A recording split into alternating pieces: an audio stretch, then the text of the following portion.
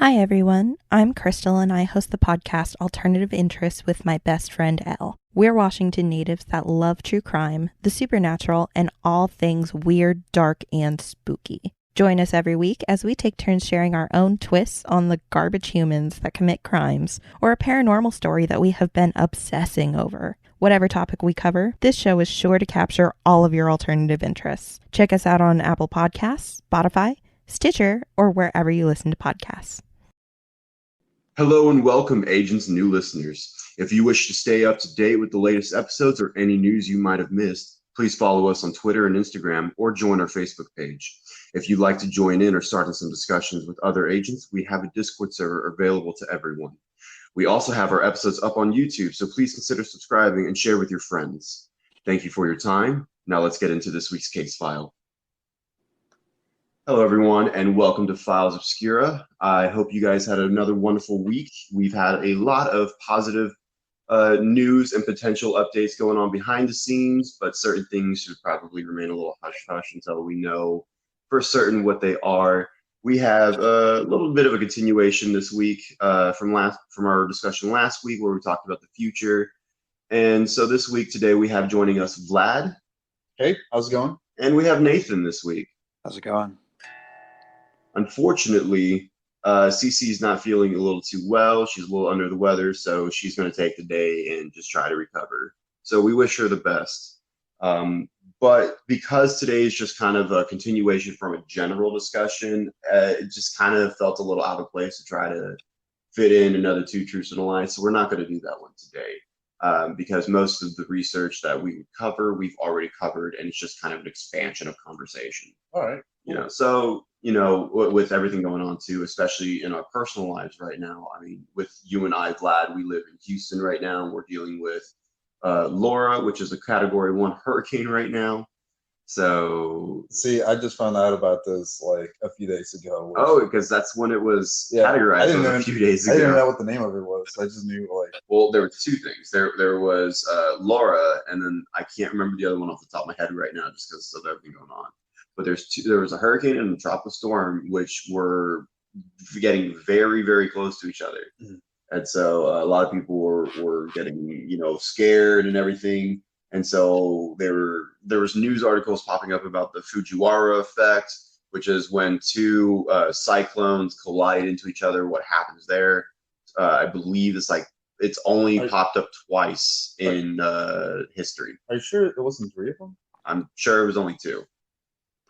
But I at the same time, I didn't do my research on it because I didn't want to look into weather phenomena just yet, because there's a lot of fun ones that I've looked into just that have popped up throughout research and stuff like that.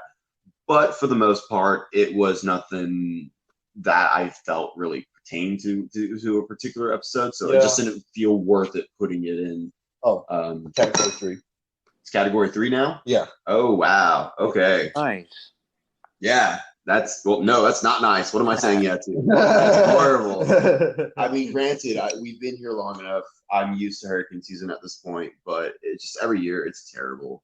Because where we live, we're pretty much the drainage point of the city. So that's why we get a little bit of flood water a little bit longer. So it's just, it's a thing, But like I said, hurricane seasons are normal. Hurricane seasons are forever, I guess, here in Texas.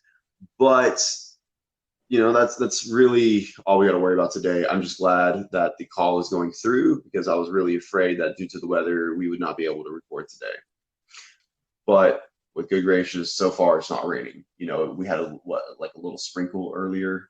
Yesterday, yeah, we had a bit of a sprinkle, but I mean, it could be. It's definitely going to get much worse. Yeah. But yeah.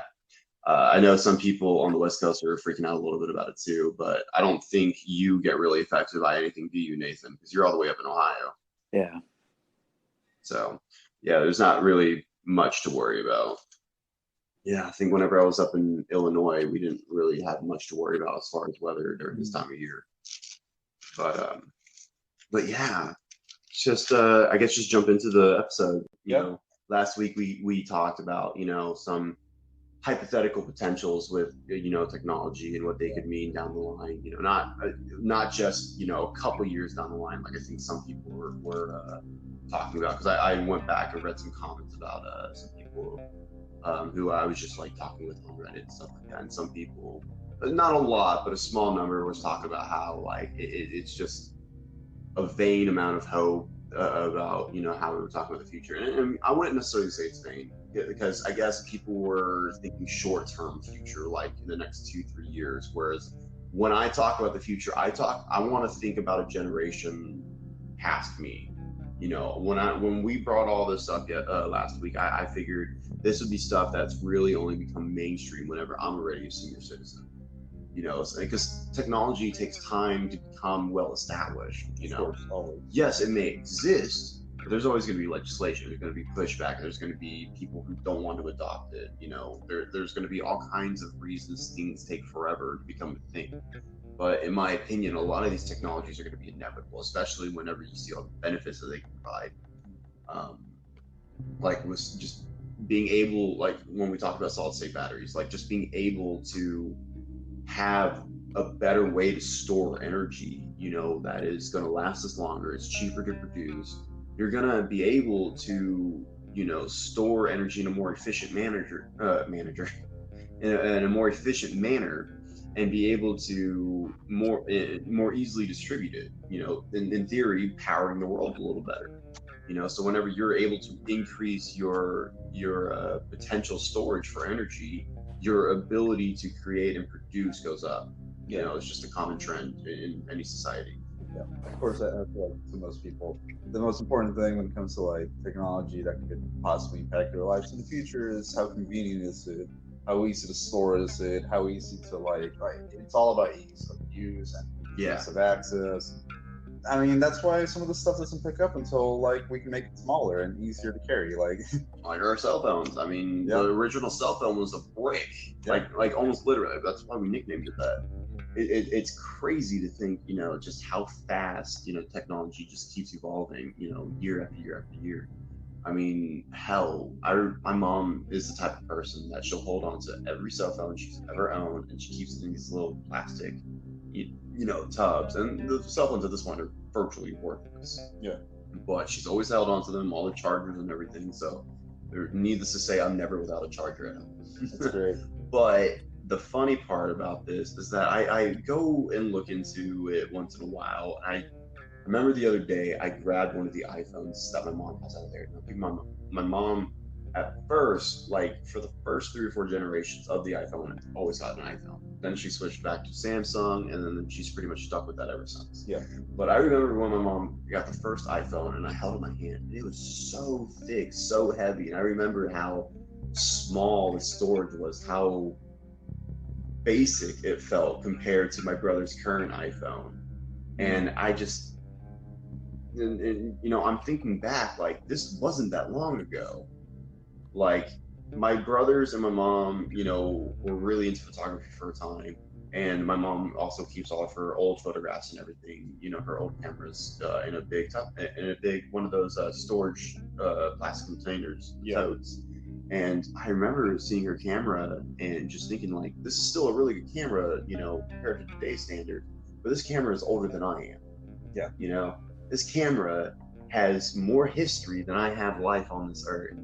And you compare it to what the cell phone can do now, and it's just like, if you take that same span of 25 years from cell phones now to that camera when I was born, and you apply that 25-year span, in the past, it didn't develop anywhere near as fast, technology.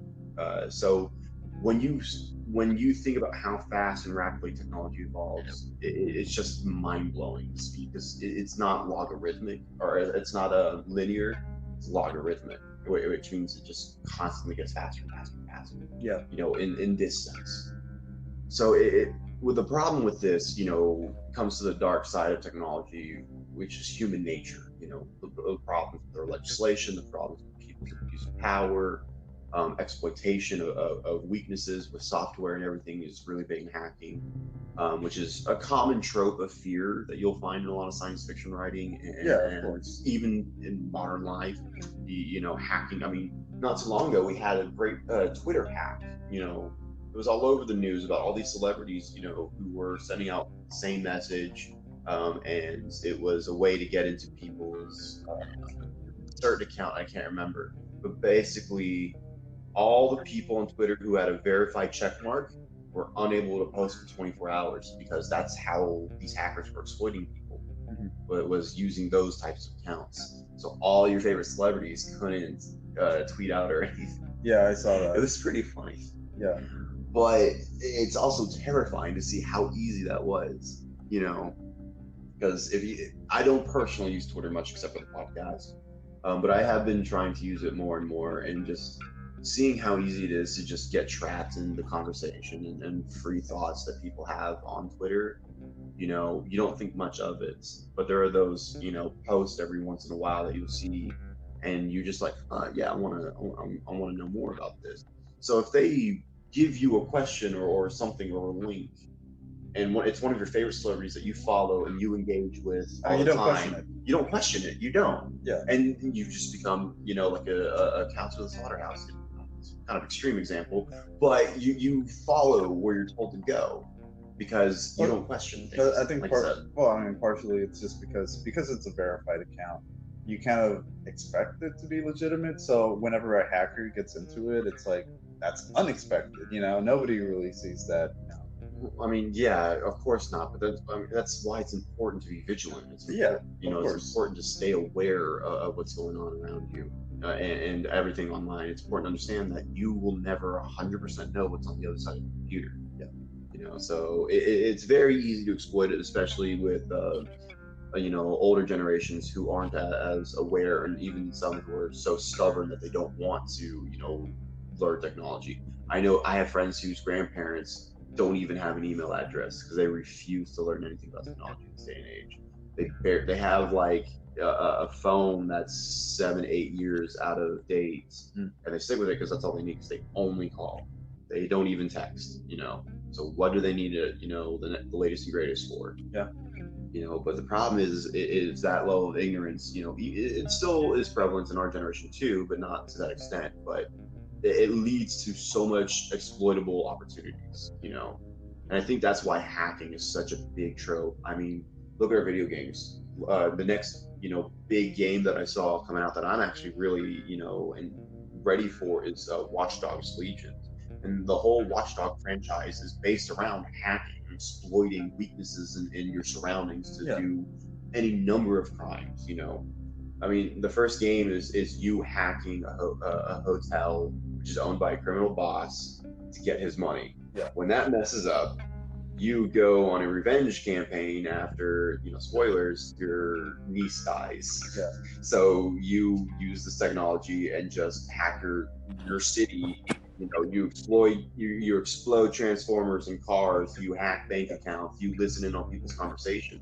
And these are things that happen in real life. See, that's not where I thought you were going to go with when you brought up video games. I thought we were going to talk about the fact that people make these very expensive, multiplayer video games, but they still get exploited online. Like, you can still, there's no, like that. But I mean, that kind of leads into some other conversation I wanted to have a little bit later on. About just the culture of people online, and just where hacking originated. Just hacking for the lulz. I mean, hell, even there's a game out right now called Fall Guys. It's amazing. It's fun. It's a platformer. There's hackers on PC. There are immediately, like, one of the first videos I saw online. There was a guy who edited his name to just say shit in big red letters. And then whenever there's a screen that you go to at the end of each level that you play or map that you play on, and it shows you who got eliminated and whatnot. But when you get to the screen, it just in big block letters on the side just said shit. And that's a funny example of just hacking through the lulz. But at the same time, it's like what he's doing to exploit this could potentially be used for other things. I am not someone who understands, software. I'm not someone who understands computers. So I'm not the person you want to listen to about it. But I am aware of the possibilities of things going wrong if somebody knows how to get into it. My father is a software technician. I have learned some valuable lessons from him when he got me my first laptop. You know what the first thing this man did? First thing this man did was send me anonymous messages that popped up on my laptop whenever I was browsing like YouTube and stuff like that. When he was in his office and he knew I was on my laptop, because he'd go to the kitchen or whatever, just see me on it. He would go to his computer and just send me messages that I could not figure out, and he would be like sending stuff like, how's the couch and everything, or did you clean up your mess and stuff like that. I'm like, who is doing this? Like, I'm losing it. Yeah. My dad, and then obviously I found my dad just sitting there laughing. Yeah, I mean, it's funny, but at the same time, it's like, he could have done that and been someone else and send me ransom notes, or he could have done that and seen all the information that's on my computer and see what I store on it. When you got all these programs that you can have now, these plugins to save all your login information, your bank information, your any online IDs that you have, all your alt accounts, stuff like that. If somebody gets into it and can see that, you have lost the anonymity you have in that. So I think the most impressive thing about all this, though, is the fact that nobody is really to like a good hack. No, nobody is. I think the best example we have of this is like the Sony hacks. Yes, absolutely. I mean, they have been bad in like the past decade. They've had like 3 or 4 last decade at least, haven't they? No. They've had a few. They've definitely had more than like 2 of them. Yeah, I know the really big, like Pascal and all these like the streamers. Yeah, it's terrible because of how it just affects everyone. Because if these people's information gets taken, you got to realize all the information that they are responsible for because of all the license agreements and everything. Yeah, this happened back in 2014. That's the one I'm thinking about. Yeah, that one rings a bell. But then you have, an old one, exploitation of people's, work. It's a big thing online with people's content and people's music, especially. I mean, it was a big thing in the 90s when people were using Napster and stuff to rip off and, illegally download music. I mean, and today you have, a similar argument people are using, illegally using music in people's videos and other projects. I don't remember where I heard about this, but I know there was like a musician who posted stuff on SoundCloud, and he was working on something, and somebody, I guess hacked his computer or something, and sent out his album early before it was even finished. Like it wasn't even done. People liked it, but he was so disappointed and so angered about it because he worked so hard on that, and people got to see. They were listening to an unfinished version. Yeah, exactly. I'm trying to remember what the name of the artist was. But I don't know. Like you take a second to think about that one. I mean, you got any input on this one, Nathan? Because like when it comes to people's creative works being taken illegally online and stuff like that, especially in this day and age, once it's out there, it's out there. Yeah. Yeah, I mean, I don't know. Like I've always had kind of like a divided opinion on it because on one hand, it's like if you leaking stuff is obviously not cool, especially if it's like an unfinished project. It's not yours to release to the world, and it's not released in the form that it's meant to be released in. So that is super frustrating. But then like with things like Napster and stuff, with some kid in high school just downloading a song and getting in trouble for that. I don't know about all that. But I mean, on the other hand, I definitely think that the Napster debate has a lot of validity now, because now you have things like Spotify and a lot of other things like that where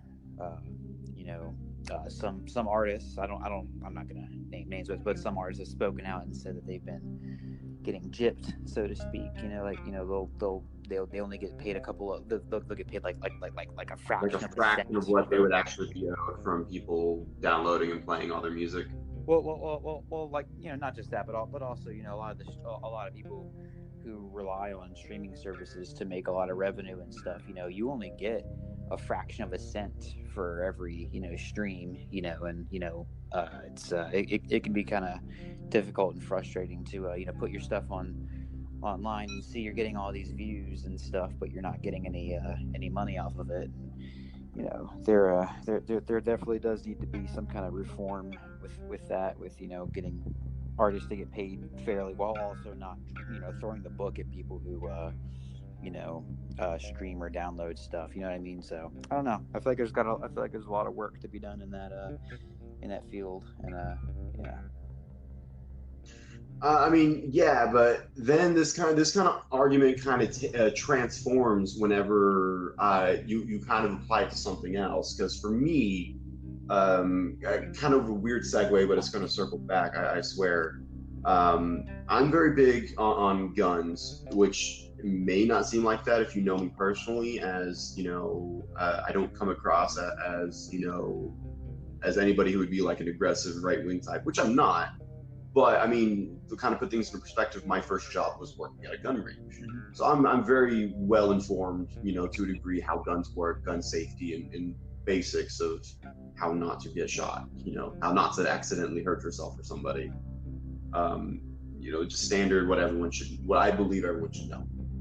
Gun arguments aside, one thing that kind of was big, you know, over the years for me was when 3D printing became really big, because, you know, it was this whole new and novel idea. I remember a lot of people bringing up arguments about, you know, now the argument about downloading, you know, music has transformed into downloading other projects, things that you can physically make now, you know. And this goes into arguments about having open source content and, you know, having, you know, private content and stuff like that. But then comes questions like, you wouldn't download a house, or like I'm trying to remember those little like FBI advertisements they used to have. Yeah, it's like you couldn't download a house. It's like you wouldn't steal a house, you wouldn't steal this, like, you know, piracy steal. Yeah, like, so why would you steal this movie or music or something like that? Yeah. The basic gist is, if you're not going to steal someone's intellectual property like music or artwork, you know, you wouldn't do that because you want to steal somebody else's property, because that's what it boils down to. Yeah. It's just stealing someone's property, no matter what it is. But now you have this conversation about open source content and being able to 3D print somebody's design because it was their idea. You come into the conversation about illegally downloading their ideas, their work. You know, if they openly make it open source, that there's no conversation there. I mean, it's mutually accepted that it's for everyone. Yeah. But then, you know, I don't know how big of an argument this is, but then the reason I was bringing up the guns was because you have moral questions that people bring up. Because there was a company based out in Dallas, I believe it was. I think it was called Defensive Arms Company, but I'm not sure. And they were really big in the news for a minute because they were the first company to 3D print a plastic prototype pistol as a proof of concept and prove you can 3D print a gun. And that made big news, because if you can 3D print a gun, any kid can download this. That was the running theory. It's like, if it's an open source project, anybody can download this. Any kid can download this. And especially with America, when you have mass shootings going on, you know, unfortunately, you hear them so often every year now. You run into this question of, you're just now making it easy for anybody to do this. Any kid, any adult, anybody of any range. You know, everybody was afraid of some suicide rates going up. You know, mass shootings and terrorist attacks, because now anybody could get this. I mean, this conversation spiraled into so much chaos. Yeah. Here's the problem. You got to also understand and have an intricate understanding of material strength and people at the core of it, because not everyone's going to do that, and not everyone also has access to 3D printed technology. I mean, there are maker spaces that you can go to in larger cities where you can, you know, pay to have, you know, a 3D design, you know, printed up and everything. But of course, they're going to monitor what you're doing. If you own your own 3D printer, you're not going to find, or you're not going to have an easy time finding open source models of illegal items. You're not. You're going to find people creating all kinds of funny works or personal things like doorknobs and stuff like that for stuff that they need. You know, you're going to find artists, you're going to find engineers, you're not going to find terrorists doing this. It's just not humans. Humans naturally, you know, to a degree, we want what's best. We want to create. We just want to grow and do our own thing. You know, so yes, there are those people who will dip into this darker side, but there are also the people who I believe, you know, are going to find a way to do this irregardless. You know, there's all kinds of schematics to make guns that you can find in all kinds of like anarchist cookbooks and stuff like that. So I mean, it's the technology is out there, the ability is out there, but this does make things easier because I've also seen videos of people metal 3D printing guns, and these guns, you know, are the exact, you know, model tied to the video I saw was for the Colt M1911, and it fired, you know, without fail, you know, and it is impressive. But not everyone's gonna have a metal 3D printer. Yeah, that's the thing. You're gonna have a plastic one, obviously. That one's gonna be commercially available. But you're only gonna find like metal ones in like industrial applications. You're only find these with massive like steelworking companies or something like that. Well, that's the thing about 3D printing. I think it's still a niche kind of. Well, not even that. I feel like it's too much work for most people. Like you can't like 3D printing a gun is not as easy as it sounds. Sure, 3D printing anything. Because there's all this work that goes into it, like, oh, you got to make sure the pieces fit. Like, you can't just, it's not going to come out whole. You can't just like, oh, I printed it, let me pick it out, let me use it. You got to like get all the pieces together. You got to put them, you know, sand it down. It's really not as much work as you think. Wait, really? I'm that serious. Like, you're telling me that all the mechanisms are working on the inside when it prints out. I mean, I know you still have to put it together. I mean, yes, you do. Oh, no, there is definitely an art form to it. We have at our house, we actually have a 3D printer, and I can't tell you how many times we've had to redo things. You know, it's all about trial. I mean, it is trial and error, but exact. To just but with just what you're saying, to be able to print, get the parts, and put it together to make an assembled piece. That is not hard. It is actually much easier now with 3D technology. Yes, however, because you got to understand materials and you're going to have to understand your measurements whenever you input them into the computer, it's going to be trial and error. You know, and it's going to be, you know, you may have to redo it a few times because the structure wasn't supported enough and it just didn't print right. It also depends on which type of 3D printing you're doing. So there's like 3 or 4 different ways to do it now. I mean, there's one with ultrasound that I saw. Or not ultrasound, ultraviolet light. So it really depends on how you're doing it and your understanding of the technology. Because yes, it is still seemingly a niche thing, but every year technology improves. Every year technology becomes more user friendly. Yeah, it's only a matter of time before this is just commonplace. You'll see it in schools, businesses, etc. Oh, I mean, you're already. I mean, we had one at our high school, so yeah. Like, I know that about it. I think it's going to be commonplace. You know, give it a few years. I mean, I think for now, time is on our side. I feel like we have time to not only improve the technology, but improve how we use it and how we regulate it. You know, but we are going to get to the point at some point in the future where, you know, where 3D printing is so much easier and so much more common and so much more, you know, inexpensive to where, you know, to where it will be a problem if we don't work on it. You know what I mean? Yeah. And I think 3D printing can do a lot more good than bad. That's the most important thing about all this, though, is that we have to keep in mind this could help so many people out just in their everyday life. Mm-hmm. I mean, and well, you also have, you know, everything else, like Wonder Materials that make all this technology improve quicker. You know, that's ultimately what drives things faster. Like I said, with the solid state battery, you know, being able to increase your, you know, your energy storage abilities. When you apply this to technologies like 3D printing, which could, in theory, you know, and in some cases are, you know, portable. One thing I believe we might have brushed on in the previous episode, I'm not sure we talked in the last episode, was you know, military applications, which is always a big growing concern, no matter what conversation you're having, whether it's economics, engineering, political. Military might is always a question, especially here in America. It's pretty much one of our staple exports of military. Um, but one thing that came into mind was like with the widespread use now of drones and 3D printed technology. I was interested how that affected the military as well, coming from a military family. And I was interested to find some things out about how they're using it there in their applications, because it's really changed the way that we actually look at war now. Throughout history, we've had tactics that have evolved as things have gotten better. When you look back, Middle Ages, and when people are still using swords and bows and arrows and crossbows, you had a lot of long formations of people not really going anywhere because so long to load ammo. You only have so far a range. It just made more sense to have more people and just wait it out. Then when you have the invention of guns, you can really divide up and have smaller formations that are easier to move out, but then you stick with old-fashioned mentality of these, small, squads.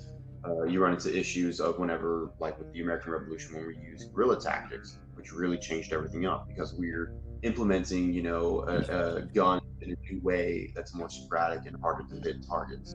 Because when you're walking around, one unit rolling, trying to show your might, you make yourself one massive sitting target. Then you have the inventions of like mustard gas, biplanes that would fly in the air, tanks, all these evolving into World War I. This would change how we do warfare. A lot of people then move to trenches, as a way to save themselves from mortar shells and plane strikes and everything. So you don't have single file lines that are marching through to set up for an attack. You have just people dug in trying to wait out the other side. So now whenever you look at technology as it constantly has evolved, of course, there's a lot more stages and everything, a lot more minute things that have changed over the years. But when you look at how technology is applied now, it really has diversified the military's way of thinking how to do things. Because instead of having a linear thought process when it comes to war, it's like finding out what the enemy has through reconnaissance. Then it comes to getting the right supplies and people, making your plan with your battalion, executing said plan. Hopefully you win. That's the goal. That linear thought process is now thrown out the window. As you have drone technology, you have advanced AIs that can show you problem statistics and understand land geography and stuff like that you can use with your drones. You have 3D printed technology that can give you tools that you can build on the spot. You increase your possibilities, and anytime something changes on the battlefield, you'll be able to adapt and move on. So you're no longer working in a linear thought process. You're working in a net almost that is constantly evolving, that you can choose different paths depending, and your options open up. Which I believe the tactic, I believe they call this, was like mosaic combat, because if you were to map it out, it would look like a mosaic pattern. And if one option failed, you would be able to take out that one line, and then the rest of it still looks the same because you have other outlets and options to look through. So it just allows you to be quicker, more dynamic, and more effective because of this kind of technology. But then, if that possibility is available, when you talk about all the riots that are going on around the world, how does civilian lives play into effectiveness? Because we've seen everywhere all kinds of countries that use their military on their citizens. All the coups that we've had in the last 100 years, and political uprisings. If they had this kind of technology then, how would things have changed? Because as we're seeing it now, I'm only asking myself, how are we going to use today's technology to fight the fights that we see? Or how is it going to be used against us? These are constant questions because, like I said, technology is a double-sided sword. It can be helpful, but it can be hurtful. It just depends on how we use it. I think the military usually is a little more ahead whenever it comes to technology. Are they like always the first to get it, or some of the first people to get it? Of course, yeah, of course.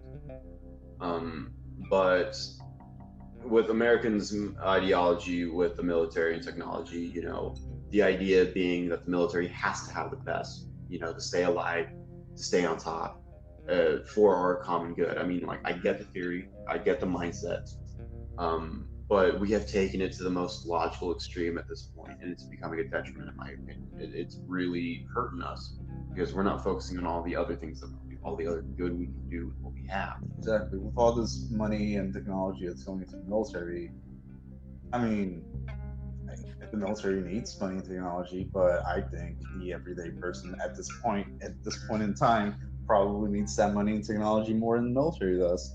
Because right now, the battles we're fighting as a society aren't happening in the battlefield. They're happening here, Yes. at home, and like in houses. People are getting sick. People, like, I mean, I'm just thinking, like, if all this money that's being, all this stuff that's being like funneled into the military was distributed a little bit over here, like, Yeah. think about how much better we'd be doing as a whole. Yeah. I mean, with wealth distribution and just talks about general politics and the fiasco that we're dealing with right here in America, it's just it's a big rabbit hole worth its own discussion. But at the same time, as political as I like to get, it's probably not a good idea to get that political. Yeah, I just think that it'd be great if hospitals, had just as much technology and it'd be fantastic. I mean, as the military, because as a positive side of the coin, I mean, going back to 3D technology, I mean, people have been able to 3D print organs and blood vessels and stuff like that as prototypes. I mean, these are as far from the videos I saw, which were 5-6 years old at this point. They were just they were made of inactive cells, so they couldn't actually do anything. But it proved that it was possible, and with enough tweaks and improvements to the technology, we'd be able to print whole organs that would be compatible with people in theory. I mean, this is great. We wouldn't have to worry about getting donors anymore if this became a widespread thing. We can just print the organ and be fine. But at the same time, what if legislation, for some reason says this isn't good? Well, then you open up a black market trade, because if you ever deny society of something, they're gonna find a way to get it, and they're gonna find a way to get it cheaper. So it's crazy the things that we choose not to adopt and the things that we choose to adopt, and it's crazy the hypocrisy that we have. Like when we're talking about politics, a big thing, with AI technology and the information that we leave on the internet leaves us vulnerable and exploitable, like I was saying earlier about our obliviousness to not being aware of what we leave online.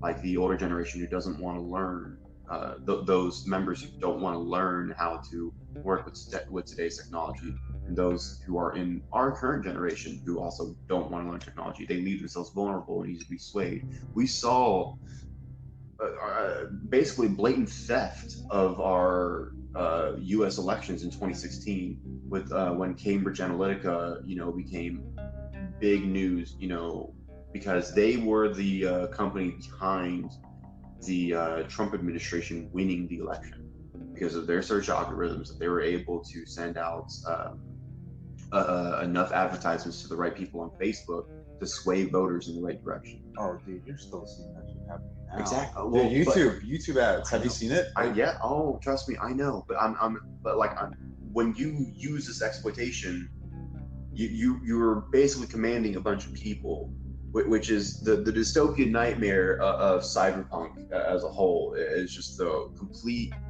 systematic breakdown of society because of the use and exploitation of technology, to suppress its people. The thing is in the 90s when we looked at it, we imagined it to be dark and gritty and just horrible, but it's still horrible, but it's now we cover it with clean cut images and nice dressed looking people in our advertisements to not let us see the truth. We get distracted with it because it looks clean and pretty and simple, and I think we need a bit of that dirt. We need a bit of that reality. We need to be aware of this. It's not going to be easy to try to change people. I know that, but I think it's worth the effort because this is ridiculous. We managed to live straight into a lot of people's worst fears about the future, and so many people who claim to be afraid of this are the ones rooting for it, and it blows my mind. I see online on Facebook all the time about people commenting about Trump supporters and people who said, like, if they ever saw a tyrannical government, descend the way that we are currently seeing it have just devolved into madness, they would be the ones to step up and rise up. And I've seen so many people call these people out, screenshotting posts that they made from like 4 or 5 years ago, claiming such things, bring it to the people's attention, and then of course the people don't comment, or they just start more forest fires online, and it's crazy, because that to me, just shows how easy people have been swayed. If you can change someone's opinion that quickly, they never had an opinion. They had your words. They had your voice that you told them to say. That's all it is, because people have stopped thinking for themselves. I mean, have you ever wondered why Twitter only lets you type so many characters? It's because most people use that as a measure of how far they'll allow their thought process to go. To an extent. That's what, I've seen a lot of people say online. But Twitter has its own conspiracies and its own rabbit holes. I don't know. It is an interesting thing to think about, that you have, like, Facebook doesn't do that. But Twitter is like the second most popular social media service out there. And it's the only one that I know of that limits your character count. Well, I think the reason Twitter does that, though, is mostly just to keep the page looking cleaner. On top of that, Why? but on top of that, they still let you make threads, which is how you expand your character count. Yes, I know. Which I actually kind of like that, because I would rather watch like tweets. Yes, they're short, and yes, you can do threads, which is great. I prefer that over Facebook and just having paragraphs and paragraphs, people putting whole books. But again, the question is, how does that affect people's understanding of this? Because yes, that's what you can do, but how does it in practice affect the majority on a whole? I just don't think, if people are going on the internet to look for like meaningful conversations, Twitter is not the best place to go. But that's the point. The internet was supposed to be a place where we have information, and it's devolved into distractions upon distractions upon distractions. And over the years, our thought processes have gotten smaller and smaller and smaller. You look at blog posts over the years, and the early 90s and 2000s, people had personality and vibrancy, and they would put all kinds of crap on the internet. Yes, for sure.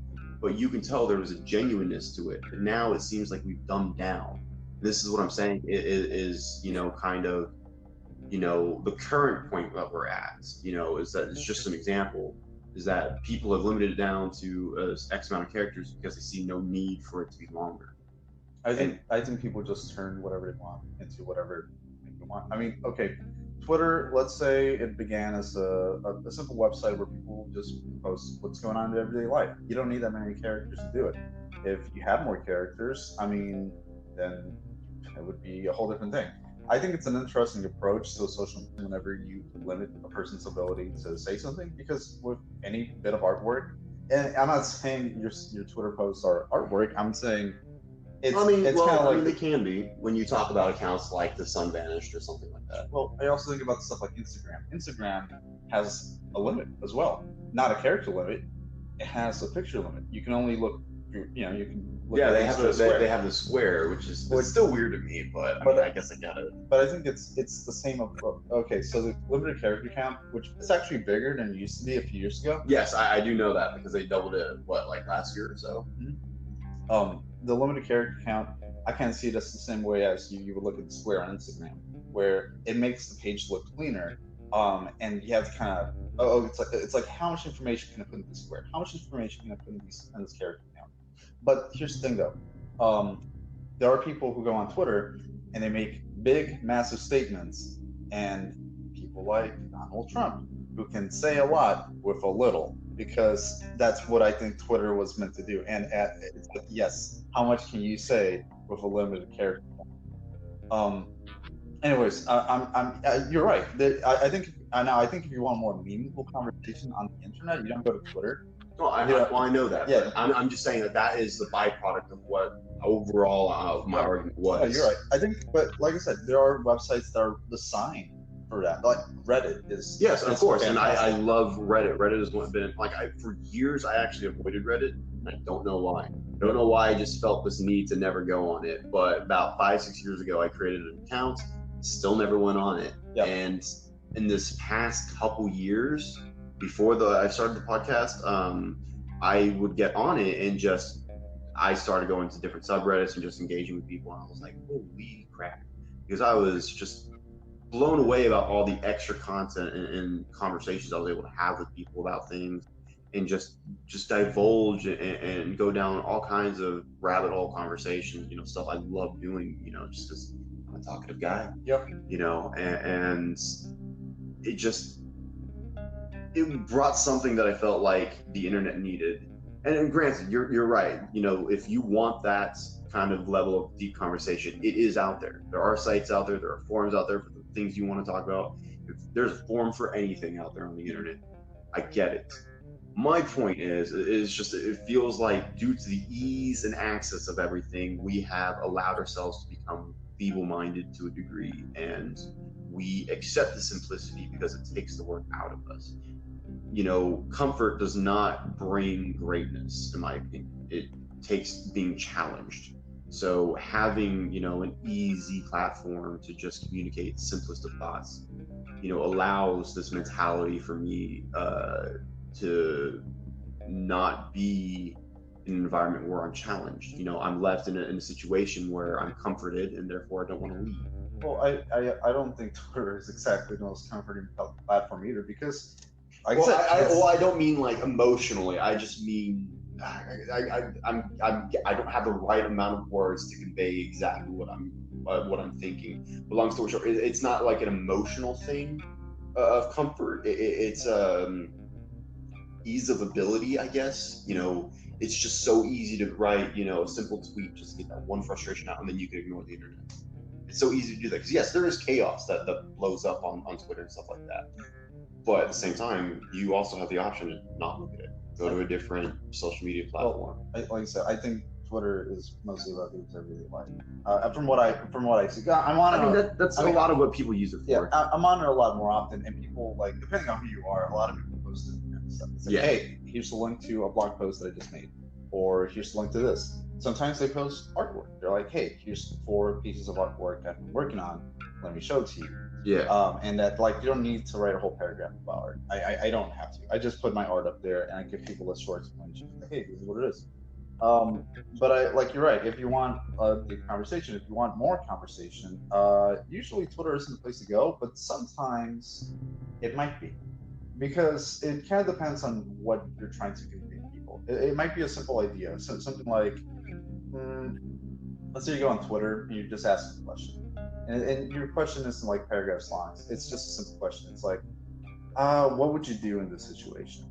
People can comment, and people's answers probably won't be any longer. And that's the thing. It's meant for the everyday person, the person who just wants to go about their day. And I'm not saying that they're feeble-minded or that they don't want, like, it's people have different social media platforms for different reasons. I go to Facebook whenever I want to talk to my family.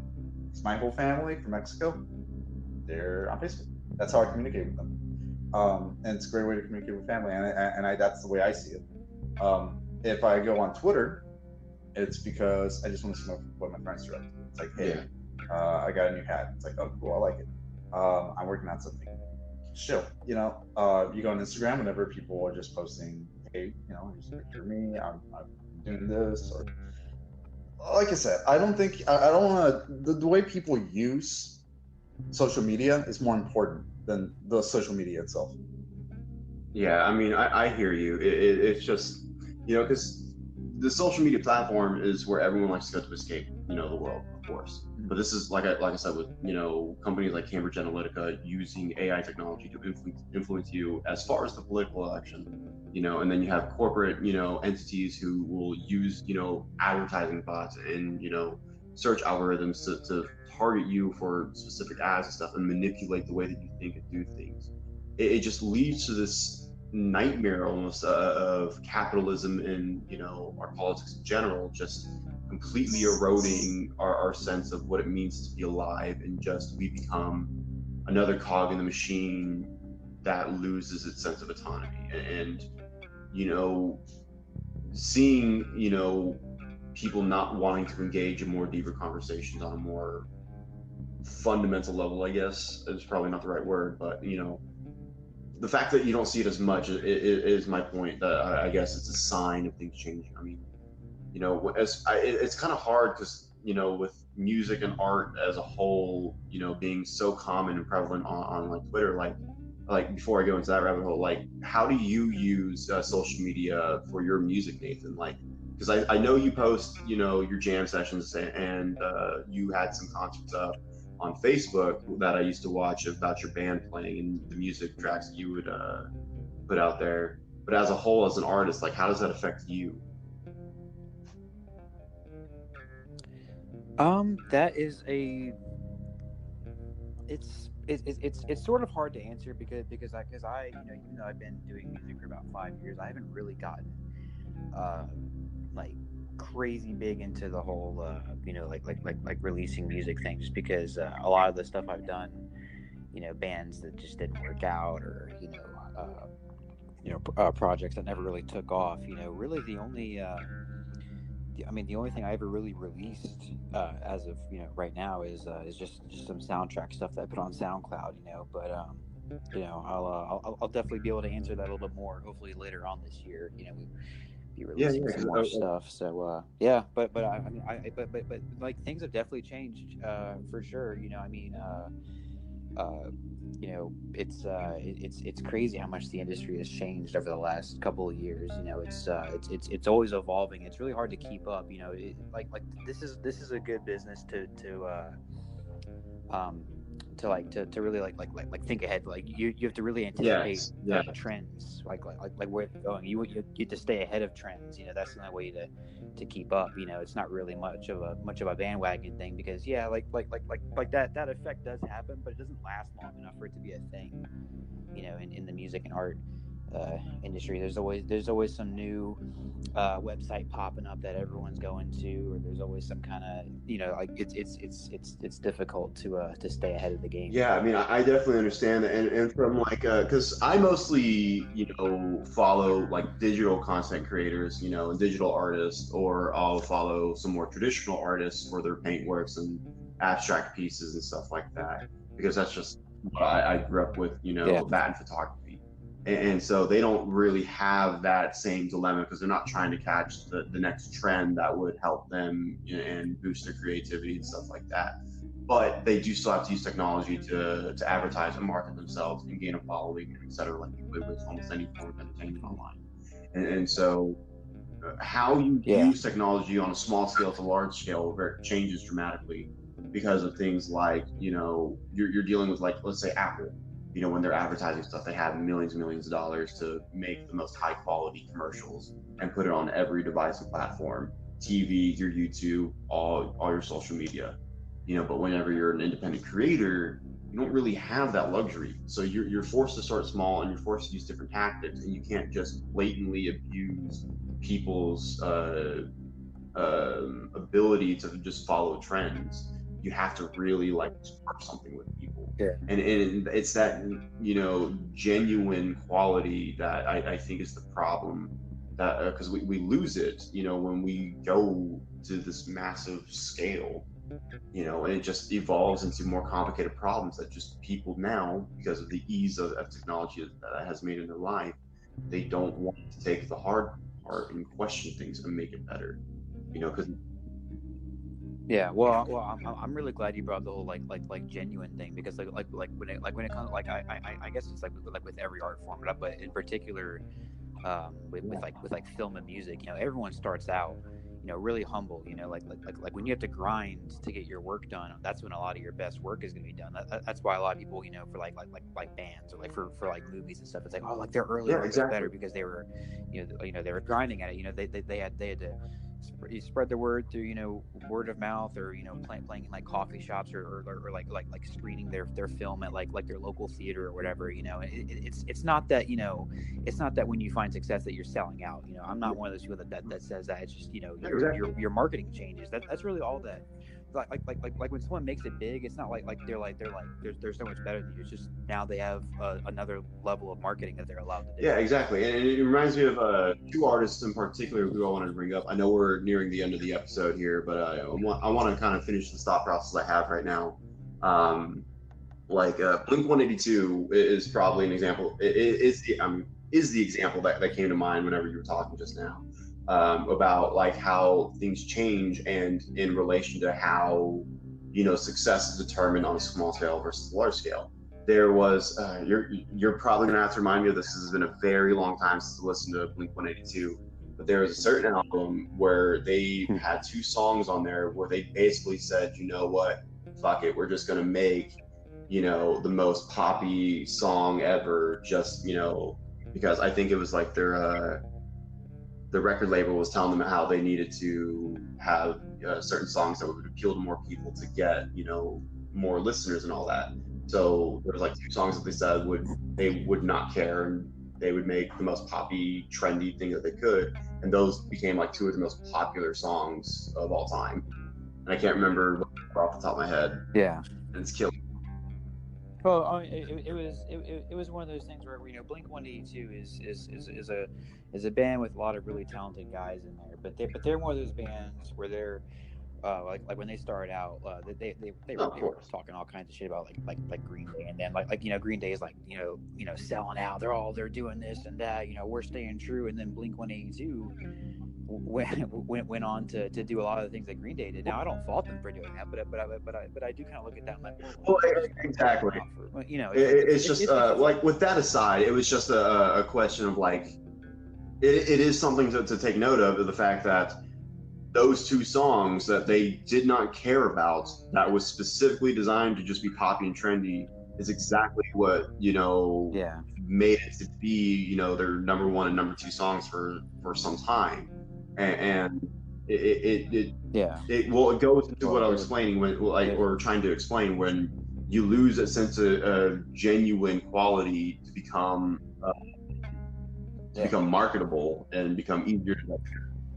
Yeah, well, that's what a lot of people have been saying about Blink 182's music for the last couple of years, is that it doesn't sound very genuine anymore, because I feel like they're one of the bands that has lost their integrity, because they just, you know, they're one of those bands where they're like, hey, you know, we made it big, now we can just start, you know, make instead of making songs, now we're making products that we can sell on the radio. You know that's an example of a group that has done that. Whereas you look at bands like the Goo Goo Dolls, who have consistently just made albums that they want to do. You know, like their record label will be like, hey, how about you do this? You know, how about you make more songs like Iris? And Goo Goo Dolls like, you know, no, we don't really want to make another Iris. You know, and that's why, even though, you know, their albums aren't always charting and stuff. I mean, like they're charting, but you know, they're not as big as, like, you know, Dizzy Up the Girl and stuff. You know, but you're gonna hear, you know, people.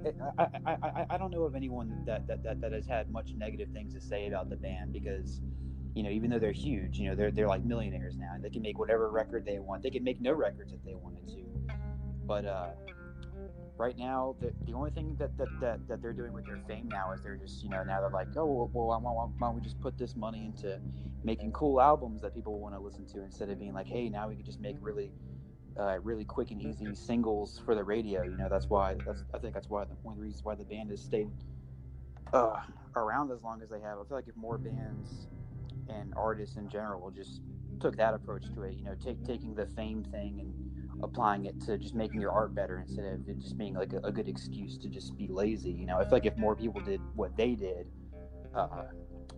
maybe the whole selling out argument wouldn't be as big of a deal. But it is, you know, it's nice and convenient. But at the same time, this was happening early 2000s and stuff like that. And so 20 years later, comes to another example of a band that I personally, you know, have followed for some time. 21 Pilots, which is very mainstream now, but I was listening to them, and I don't want to sound like a hipster, but I was listening to them 6-7 years ago, whenever the latest album that they had dropped at the time was Vessel. And that whole album meant a lot to me personally, and I was able to follow them throughout the years. And as they have grown, they've had the ability to expand creatively, which they've done into kind of an ARG style project. I mean, hell, they've been playing live streams of their Level of Concern songs, but if you watch the live stream, they've got like little ARG elements and games to it and everything. But they have always worked hard to make their music as genuine as possible. You know, they have songs specifically calling out the music industry, you know, forcing them to make songs because it would be more radio friendly and trendy. Even in those songs that are radio friendly and trendy, they're calling out the music industry, and it's hilarious to me. that they Yeah, well, like the whole 21 Pilots thing, I can actually relate to that a lot because they're actually from here. They're actually from Columbus. They're actually they're one of the bands that started out kind of the way that I think more bands should start out. Like they would just, it was just like the two of them. They would go to college parties and crash college parties and just start playing like little like impromptu shows and stuff. They'd fucking open for whatever band was playing in town just because they wanted to have fun, and it paid off for them. And they those guys have stayed true to their music, and that's another group where I feel like even if you're not a fan of the band, a lot of people are like they're good guys, and they deserve success because they work hard and they stay. Yeah, and like you can just also just appreciate the dedication and hard work that they put into it. I mean, it's crazy because like for me, like they have been able to kind of get to me personally with their music. Like I said, Vesta was the first album I was introduced to when I listened to them, and one song that sticks to me to this day is probably Car Radio, which is kind of a weird song. But basically, the song is about being stuck in your mind when you don't get to distract yourself. And then the dark thoughts creep in, and then, you don't know what to do with yourself and stuff like that. And, they talk a lot about mental illness and being able to find clarity and love and trust in your friends and everything. And whatever source of inspiration you have in your life. Because,